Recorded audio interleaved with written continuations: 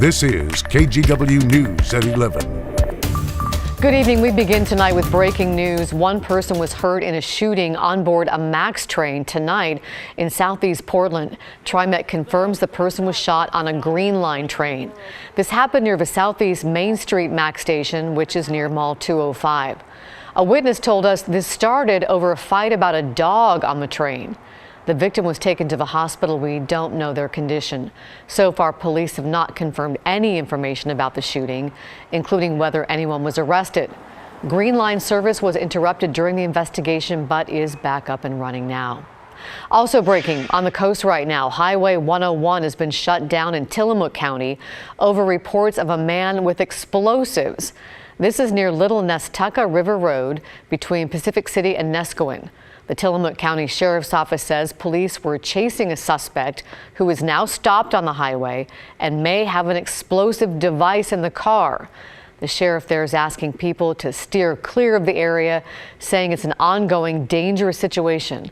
We'll keep monitoring the situation and let you know when we learn more. Now, here are the top 3 things to know about the war in Ukraine tonight. A large fire at the country's largest nuclear power plant is now out after the Ukrainian government said Russia shelled the site. Tonight, authorities say no essential equipment was damaged and the site is secured. The White House also reports there has been no elevated radiation coming from the plant. Number 2, President Biden spoke with Ukraine's President Zelensky tonight. They both urged Russia to stop the attacks on the power plant and allow firefighters and other emergency responders access. Zelensky earlier today said he wants a direct meeting with Vladimir Putin, adding that is the only way to stop the war. And lastly, the Biden administration offered temporary immigration relief to Ukrainians in the U.S. This comes as many as 1 million people have been forced to flee the country. Many of the refugees are now staying in nearby countries like Poland and Hungary. Tonight, a large group gathered in downtown Portland to support Ukraine. Many have family members who are trying to survive the Russian attacks. And some people who are from Russia are pledging their support to Ukraine. Catherine Cook has the story. Цивільне населення і дітей. Yellow and blue. Under a rainbow of hope, dozens of people gathered at Salmon Street Springs Thursday. They lifted up Ukraine in prayer and stood with its people who call Portland home. I'm from Ukraine. People like Sasha Garkovenko. It's the best country on the planet right now. These people united the whole planet. Thank you, everybody, for coming. This is great to see all of you. That is why. Sasha came to the U.S. 11 years ago. All of his friends and family are still in Ukraine. I just got a message from my mom that they're okay and they're hiding It's a great place. in the village. Everybody's scared to death. Panic is Right now, there, but people hug each other, people support each other, and staying on the positions and not going back. Among the signs, there are sunflowers, battle cries, and unwavering pride. Pavel Gubanikin drove up from Eugene to be here. He moved to the U.S. in 1995 from Russia. I'm also a former officer in the Russian military, a lieutenant in the Russian rocket forces and artillery, and just wanted to get the message out to people that so many Russians are against the war and so many brave people are protesting and getting thrown in jails. And Pavel says other former Russian military officers are enlisting in the Ukraine Foreign Legion. Angry, he says, that Russia is committing war crimes in their name. All of it, from those who sacrifice overseas to those who simply hug when they see him, means so much to Sasha. That warms my soul and helps me to deal with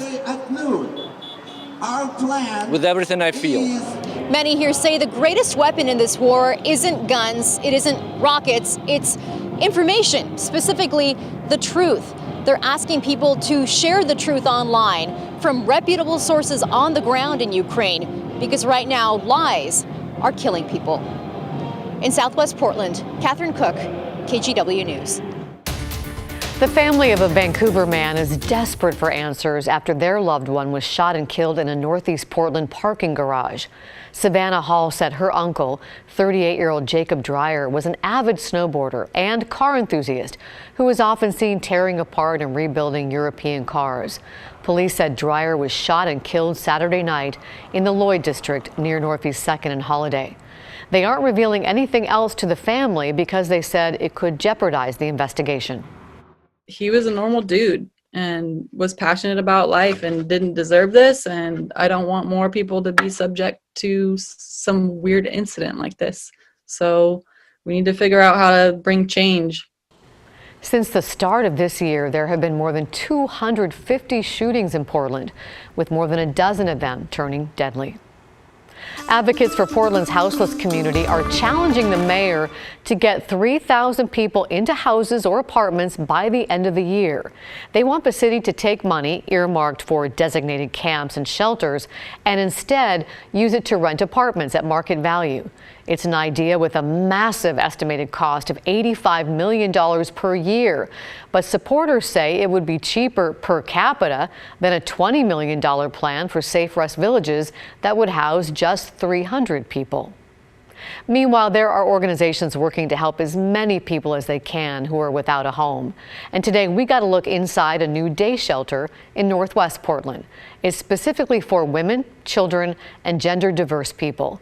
Our Alma McCarty spoke with a woman who knows firsthand how important a service like this can be. Growing the space to meet an ever-growing need in Portland. To call it a crisis, I think, is a bit of an understatement at this point. Rosehaven is very unique in that way that we are here to do something about it. The work here at the new day shelter for women, children, and marginalized genders is nearly complete. The home stretch before next week's grand opening on March 8th. We're in the process of making this a welcoming, loving, warm space for anyone who may need it. Cody Jane Baker is on the board of directors for the nonprofit.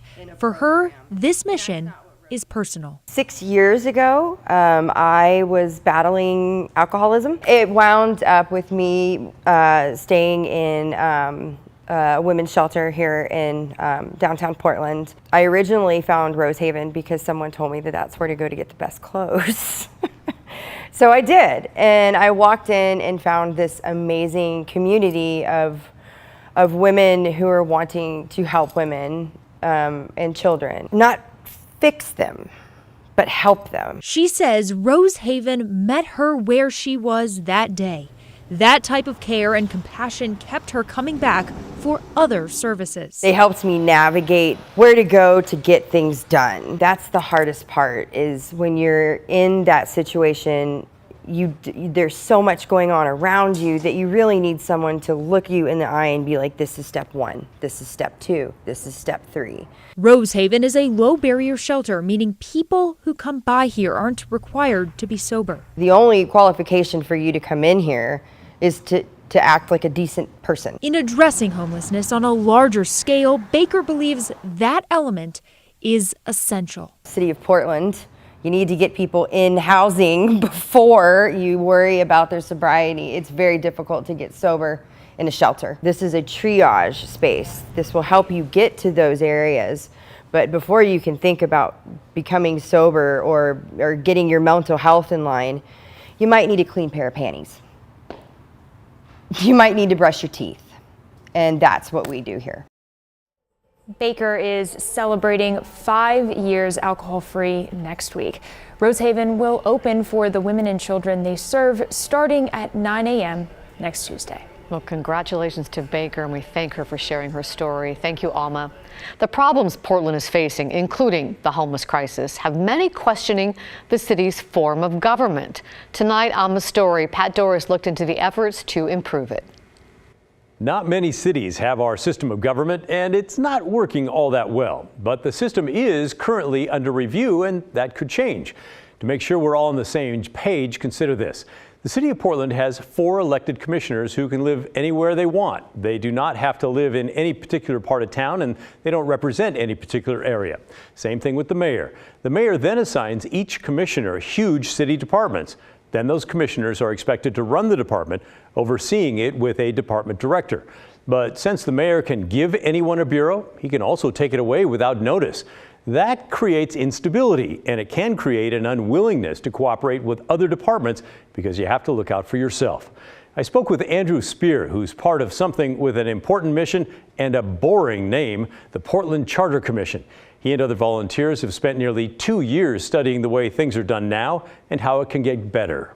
Commissioners currently should not be managing and running bureaus. So that's been a key thing. And then to answer your question more specifically, I think, yes, we should move away from our current form into something else. Not to say like you're solving all problems from that one single change, but you're heading in a direction. The commission will have a recommendation for change by the end of this month. Then there'll be a series of public meetings, and eventually in November, you will get to vote on making a change or keeping things the way they are now if you live in the city of Portland. We plan to bring you a lot more on this in the weeks and months ahead. You can tune in every weekday at 6 for updates here on The Story. An Oregon bill to give farm workers overtime pay is a step closer to becoming law. The Senate passed it today. Opponents worry it will hurt small farms with a slim profit margin. Supporters say giving farm workers fair pay is long overdue. The bill now goes to the governor. Also on the governor's desk now is a bill to help protect people in extreme heat. The House passed the bill today that would ensure renters can install air conditioning units in their homes. It does that by limiting restrictions landlords and homeowners associations can put in place. This bill was introduced after nearly 100 Oregonians died during last year's record-breaking heat wave. Going green.